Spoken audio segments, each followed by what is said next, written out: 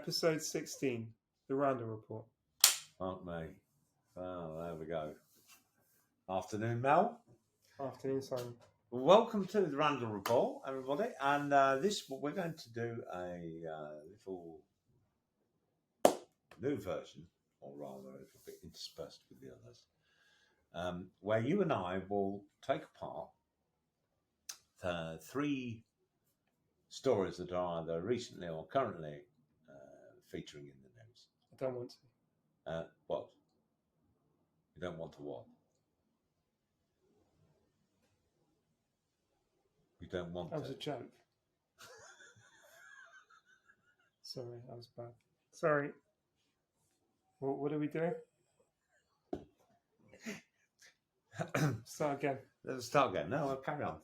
So we're doing leave that three in. topics. Three topics. topics. Three topics. Three topics. Obviously, you're inhaling.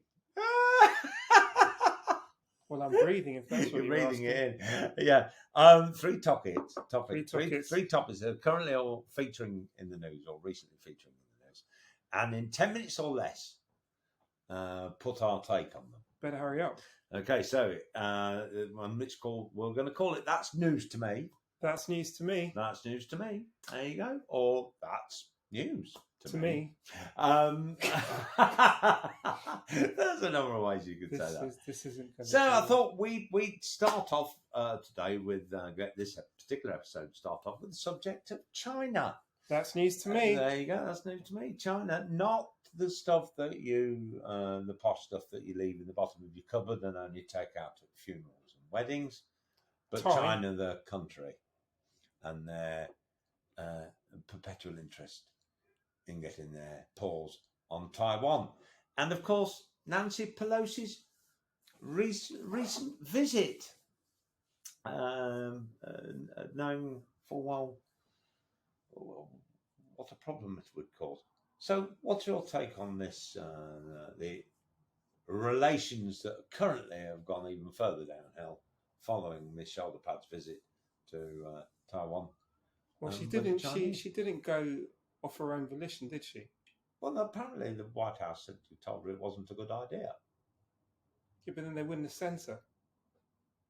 They didn't. She went of her own accord. No, she didn't. She didn't just decide to go to Taiwan. That's not how it works. She didn't. It's not like she wanted to use her air miles up. Right, but that's not how it works. You understand that, right? The US government didn't tell her you can't go, and she was like, "Well, I'm just going to go with the delegation anyway." No, they didn't say she can't. They said she shouldn't. But then she wouldn't have gone. Well, she did. That means there was a tacit agreement that she should go. We can make our own assumptions as to why they would allow that to happen, but you have to assume that the government decided that it might not be the best idea, but if you really want to go, you go anyway, with the view, even if it was to sort of cause disruption, it was worth doing for whatever reason. Right, okay. This is where I'm going with this. I don't know what your view is. Well, I just saw, as it was reported, that the advice to her from the White House had been that as soon as she didn't go, but she went anyway. The Chinese obviously were getting a bit up to why, I don't know. I mean, some spent out old Democrat visiting Taiwan. I mean, it's not that they got upset. Is that they started launching missiles over the islands? Exactly. That's a bit more than upset. It's a bit childish. A bit dangerous. It was dangerous, but fucking childish. Well, I mean, really. China warned that there were going to be consequences if Pelosi, established new relations with Taiwan. The issue always with China is that they are trying to assume Taiwan as part of the one party state. Yeah. Right. It's part of China. It always will be. That's how they view it. As far as they are concerned, a good section of the Taiwanese population is pro-communist government anyway, which is something that we do have to at least admit. Right. that it's around the 30 to 35% of islanders are either belonging to. Well, no, hold on. Okay. Either pro Communist Party. Yeah. Now, whether that means that those 30%, all of them want to be part of a single state, or whether they also want autonomy, we can't be sure. Yes. But the majority of the islanders want independence because it's a very prosperous, peace-loving, forward-thinking, relatively happy place, which outdoes China on many metrics and is beloved by a lot of the other Asian community, which China hates. China hates that idea that Taiwan is seen as a beacon of light and the model as to what China potentially could be, but on a much grander scale. Yes. And that's what they don't like. The same thing with Hong Kong. Hong Kong is seen as a leading light. Yes. In the international community. China wasn't having it, and they're like, bye-bye. 1997, obviously, when the UK left its responsibility to Hong Kong. China was like, we're going to beat you down, and you're going to learn to live with our ways, and that's the end of it. And as a result, the economy in Hong Kong isn't doing as great as it was. People are less free. There's less freedom of movement, freedom of expression, freedom of speech, and all the rest of it. And it's a huge issue. I have friends in Hong Kong, and even when you speak to them, they don't speak badly of the Chinese government because they can't. No, they can't be seen to be criticising because you don't know what the consequences are, which is sad. Hopefully, Liz Truss won't become the next PM and come looking for me.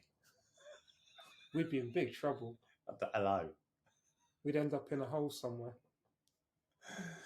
Yes. Come and visit me in Belmarsh. Yeah. Yes.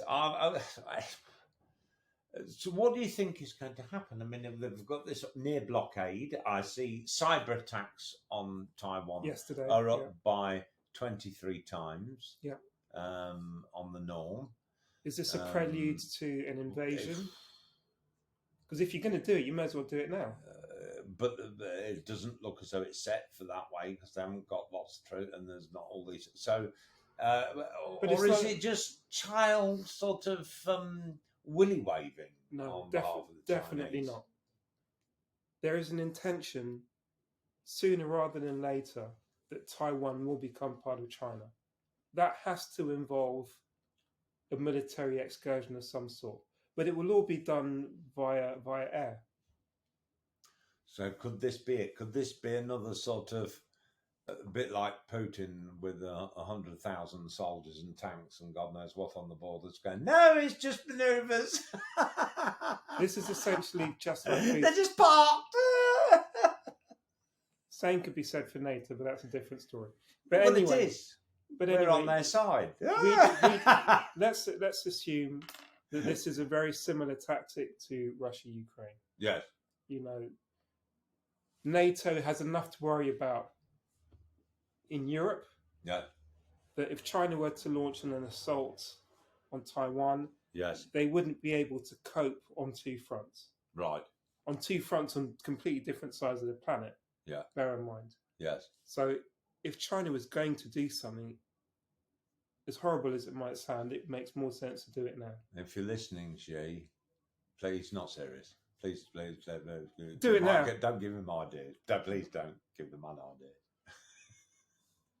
I think it's a situation where it's not looking good. The same like Ukraine. We are not willing to die over Ukraine. I don't think we're particularly willing to die over Taiwan. Well, and if China were to make a move, there's some argument, isn't there? We would condemn it, but I don't think there'd be much more than that. To finish up, there is that argument, isn't there? That there is a historic angle to Taiwan and China. Of course. And this is the problem Britain equally guilty of being in places that don't really belong to us. as well as many other countries, of course, Of being in course. places that don't belong to it. It's kind of an age-old problem. It's another form of imperialism by another name. Yeah. Okay, so there we go. Pretty well on the 10 minutes. Next, I thought we'd talk about Archie Battersbea. This is the 12-year-old boy whose mother found unconscious back in April, has been in a coma and pronounced brain stem cell dead. Yeah. And there's been a tussle going on in the courts and what have you. Been all over the news. I think it's one of those stories that if you watch, read, or listen to the news, you can hardly fail to sort of evoke some sort of opinion. Absolutely. As to what's happening. What do you make of it all? There's obviously the parents are trying to find any solution to keep him alive, and the hospital, the NHS trust seems to want to turn the machinery off. What do you make of it all? Well, we were having this discussion, before we went live. The question is to who does the child belong to? It's clear that sort of even as parents to a child, you don't necessarily have all the rights that you may believe that you have, because a situation like this can occur where your child ends up in hospital, is fighting for life. The NHS trust then makes a determination as to what stage of life you're in. Exactly. The NHS trust has decided. And withdraws then they do this thing of withdrawing.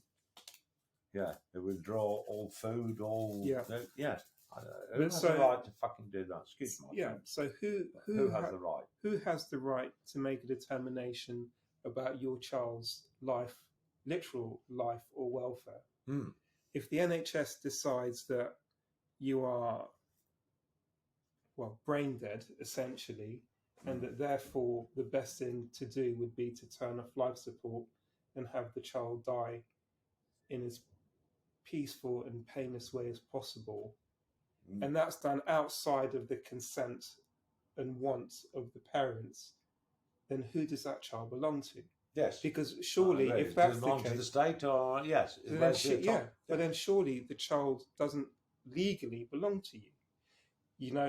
It's a horrible. It's an interesting concept. It's a horrible thing to draw upon. But for example, this is horrible to say, but car ownership, for example, if you have a car, you bought the car, it's in your name. However, if you don't. Wait, hold on. But if you don't pay your road tax, yes, the DVLA can take your car and crush it. Now, in most cases, if someone else was to destroy your property, you could take them to court. You can say, "You've destroyed my property.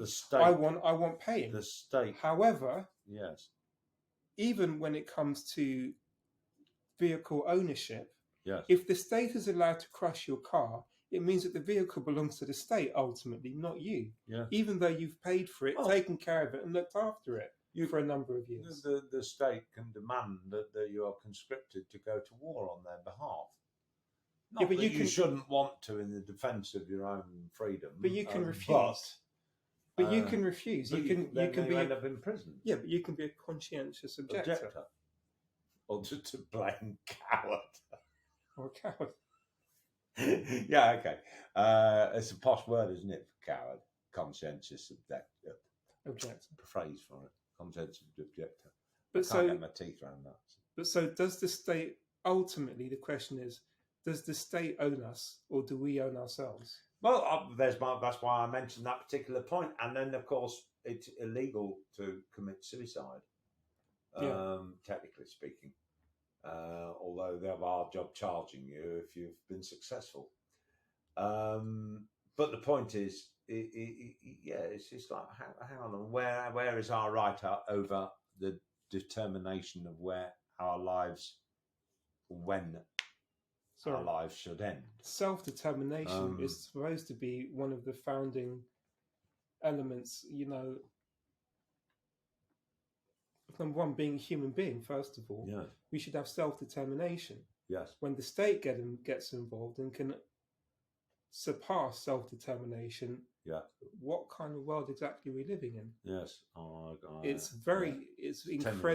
incredibly sad what's going on. Well, what's your thoughts? I mean, obviously there's I would imagine that from the NHS's angle, they're thinking about it in just budgetary terms, in money terms, resources that could go elsewhere. Yeah, the but bed what that's do you been taken what up. do you think?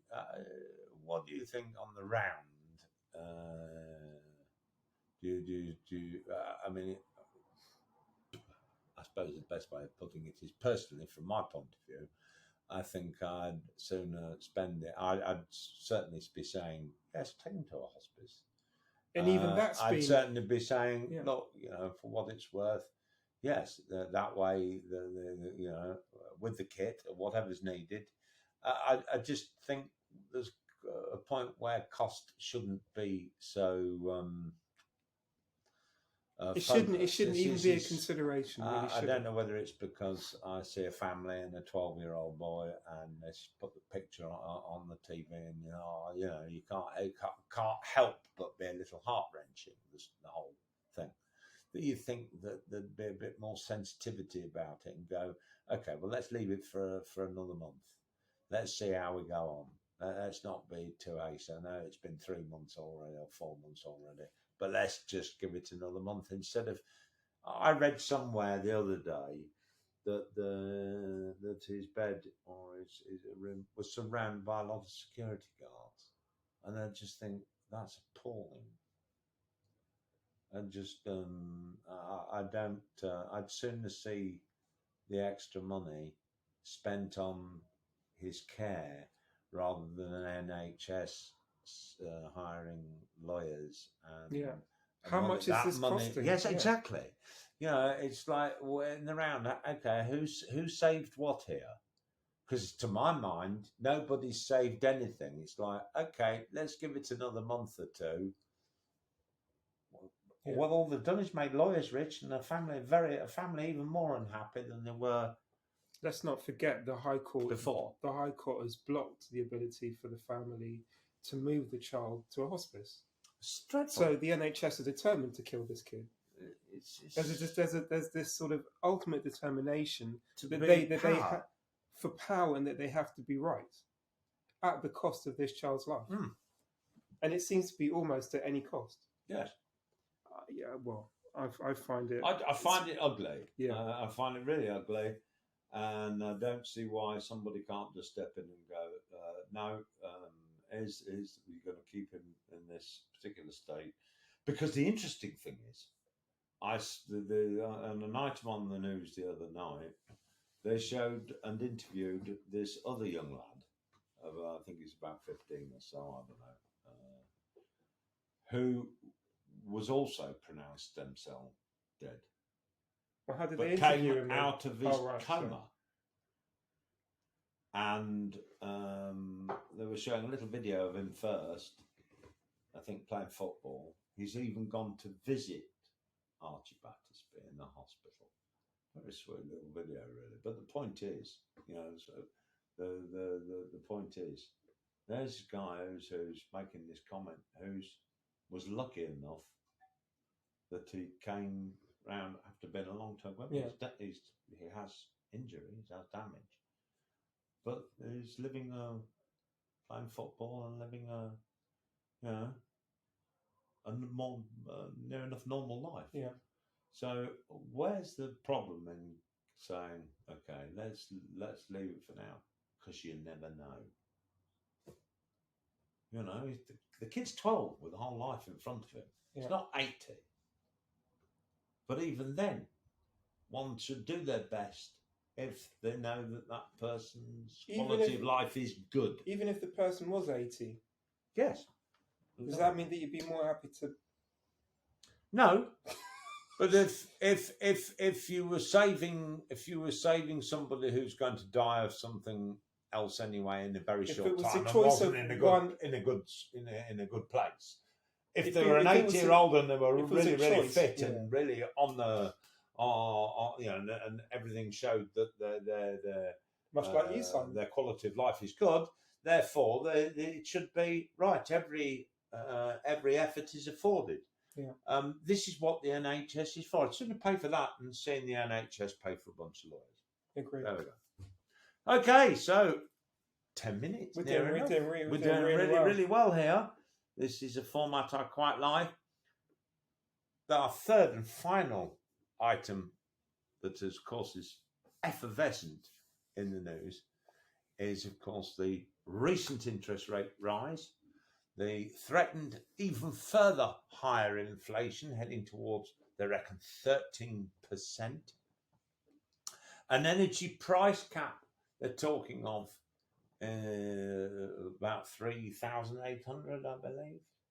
But that will change quarterly. Which will It'll now be assessed quarterly. Yes. I hope they'll remain assessing it quarterly when the price starts to plummet. Yeah. Or will they conveniently move it back to 6 months? Yeah. But all this going on and the threat of it and all that goes with it, which will no doubt, as I've always said, will drive us into recession. The Bank of England confirms such. Very pessimistic view, by the way. And Liz Truss is the only one that seems to think that the Bank of England's wrong and that she single-handedly can avoid it. This is what she intimated last night. It's not inevitable.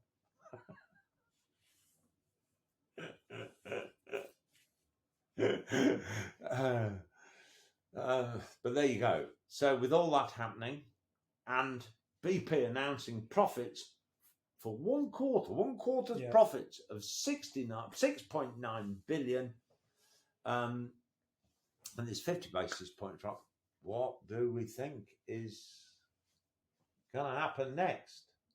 What do you make of it all? Is it all going to...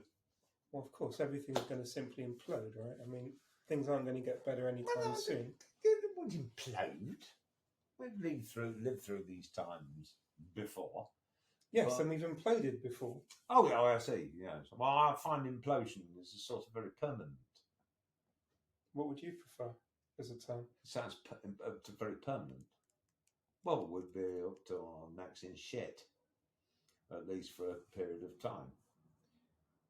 The way I see it, imploding is kind of a bit permanent. I think it is somewhat permanent. I think a lot of people are looking at the consumption age is ending. A lot of people are realizing that to work to consume is on its way out.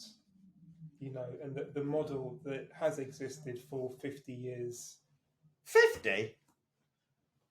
Well, we're talking from the 60s, 50s and 60s. Well, the beginning of the consumer age. So 70 years. Okay. Let's call it 70 years. The consumer age has been really post mass consumption. Yes. And that the era of mass consumption is probably tapering off. Yes. And that people will no longer... Does that mean you're not going to eat all those croissants anymore? Yeah, but I make them at home now. Oh, right, okay. So my age of consumption is also tapering off.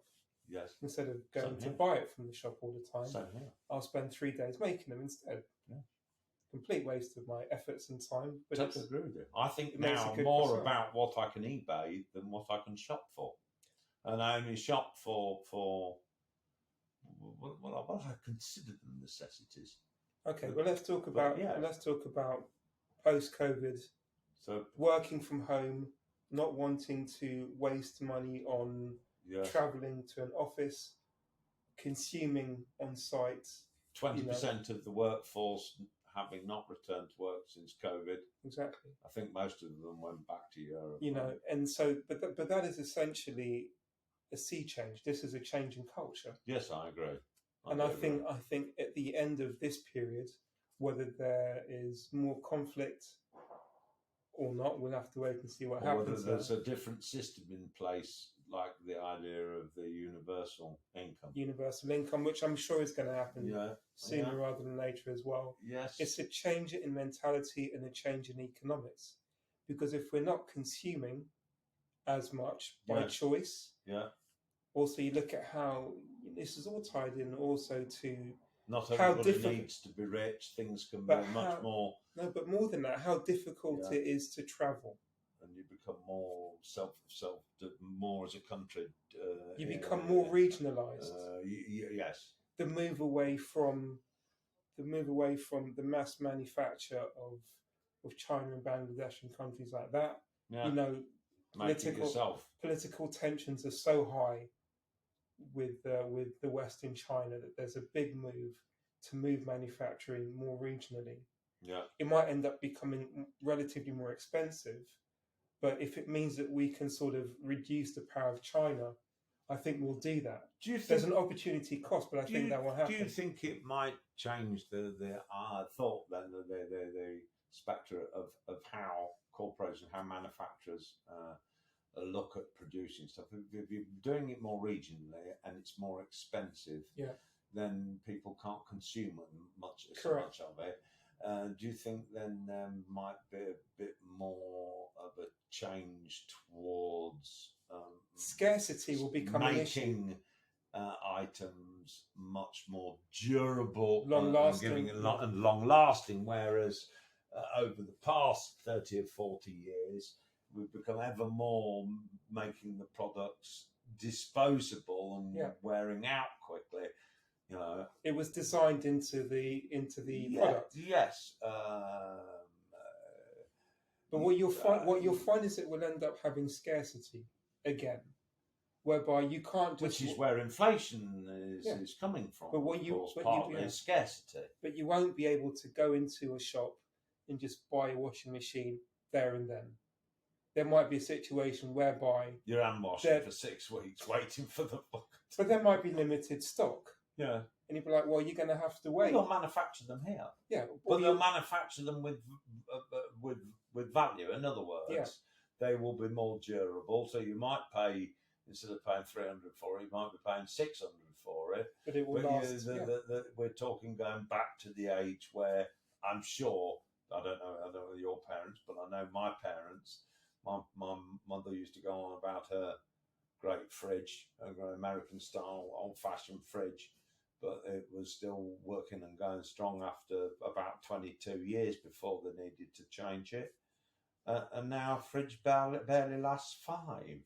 Or where you might not be able to necessarily afford to buy, heavy goods or white goods. You might end up having to rent it, for example. You might have this new rental culture whereby... Like they used to. They used to rent your TV. What was it? Yeah, what was the name of those? Rumbles. Was it? Rumbelows. Oh yeah, they did that, right? Yes, they did all that shit. You could rent a washing machine. I think my first TV was a rental. It certainly wasn't one of those coin slot things. It was a rental TV. This might be a money-making opportunity for us. We'll start Rumbelows Mark II. Yeah. Well, maybe we'll all end up opening laundrettes again. Randelows. We'll call it Randelows. Randelows. Randelows. Maybe we'll all end up doing the going to the laundrette again. The issue the big issue that you have though is that it will be even greater wealth disparity, where you have the wealthy that will be able to afford to maintain this lifestyle and buy whatever they want when they want, but then those that are sort of middle or lower incomes will be forced into this sort of non-ownership kind of model where they sort of they already are. Their cars are rented essentially, they're on lease.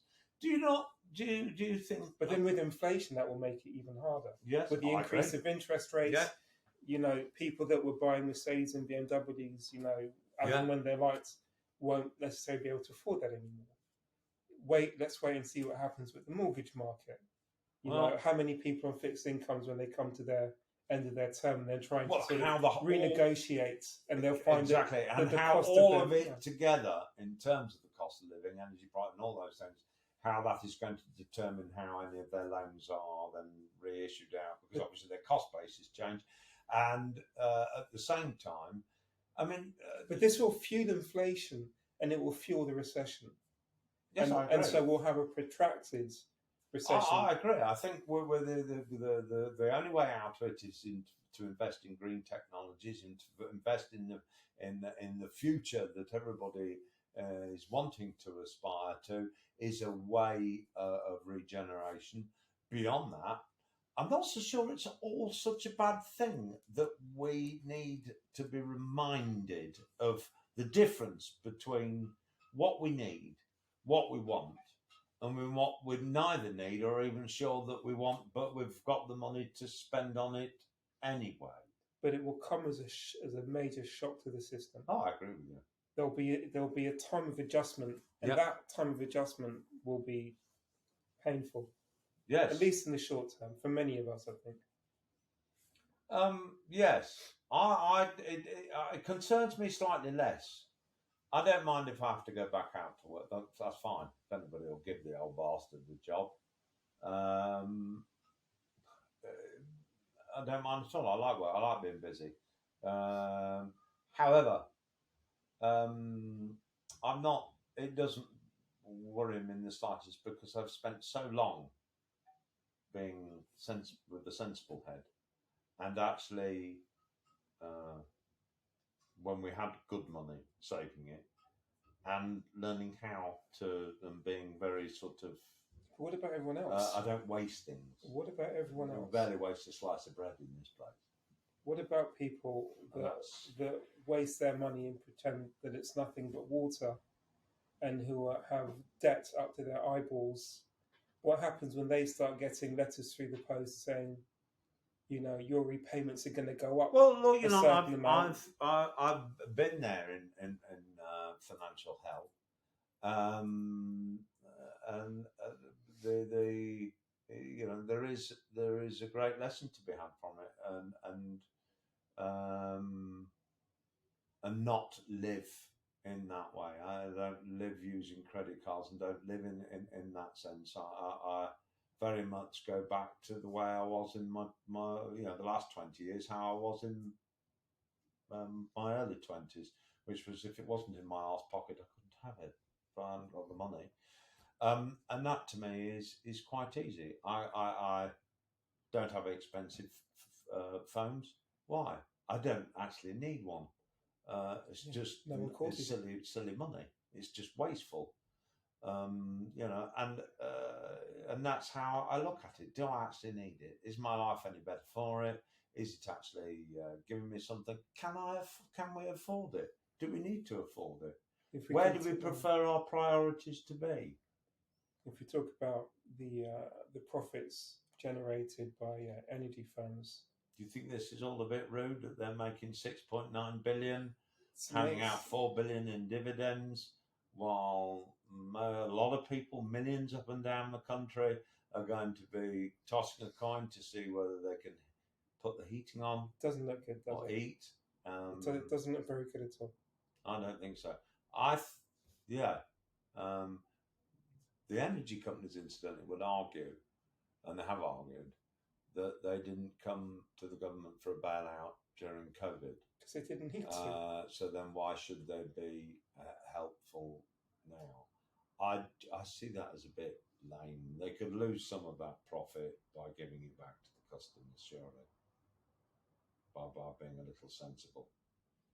Again, we go back to the question as to whether certain national resources should be held in the national hands on that. Well, you see, there you go. Good old socialism.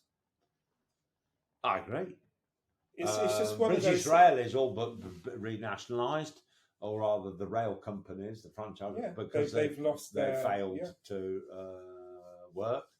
I absolutely agree that utilities like energy, water, it's a public need. It's a public good. Should have remained in the public hands. And if Don't get me wrong, I'm sure they needed reforming, but selling them and seeing what they've become over the past 30 or so years, it says to me that it was a mistake. Somewhat obscene. Yes. Anyway, on that note, our time actually is up. We strung over on that one. What a surprise. Tough shit. We Yes. But Well, not bad. Not bad. Thank On you, that note, everybody. keep well and enjoy your weekend.